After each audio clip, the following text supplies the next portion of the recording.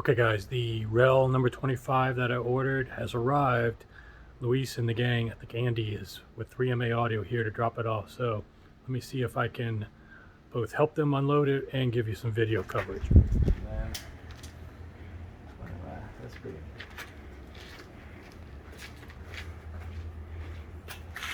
No, that stairway is about 25, 26. Yeah, I think if we're vertical, we should be able to.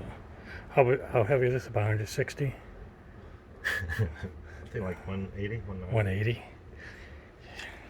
Did y'all bring those little gripper things? Oh, it's got the handles. Yeah, it has handles, yeah. So we're probably going to take this off. Yeah, it'll be good. We're good?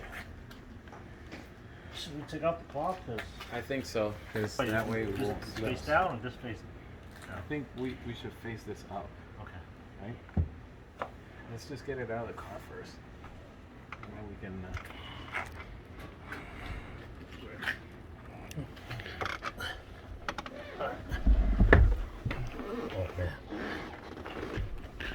Multitasking video and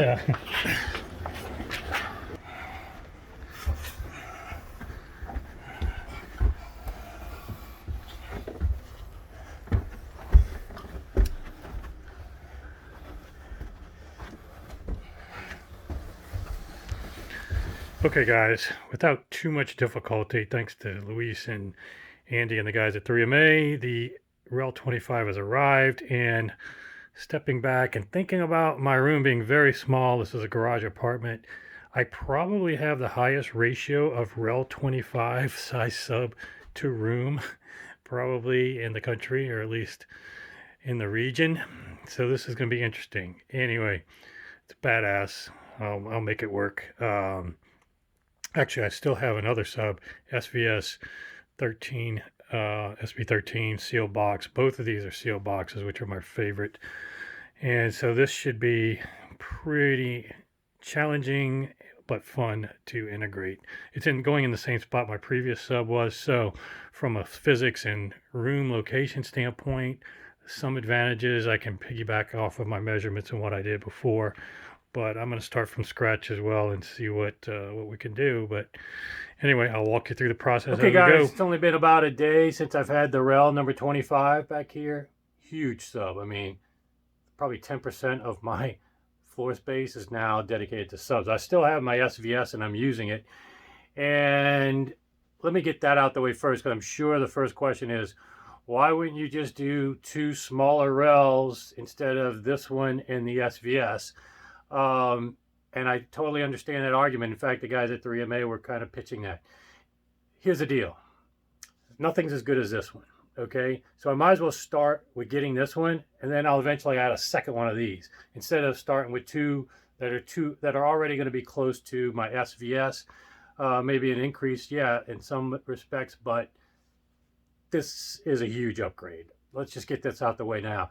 This is probably the single biggest upgrade you can make to a system, even on par with a speaker, if not more. And I'll just give you this flat out, controversial or not.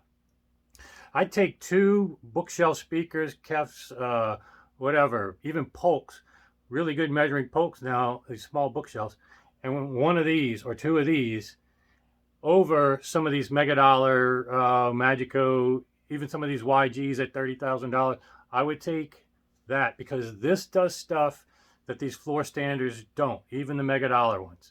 It just can pressurize a room better and provides enjoyment to certain songs, and that impact, it just, and let's say there are some floor standards that can do really good bass, but they're always going to be crippled by the fact that they're captive in their location. So having bookshelves and then the ability to move one or two of these optimally in your room to get the best performance, because like I said in the first video, if you didn't see the preface video, a lot of what you hear at your, in terms of bass at your listening position, is going to be due to your room.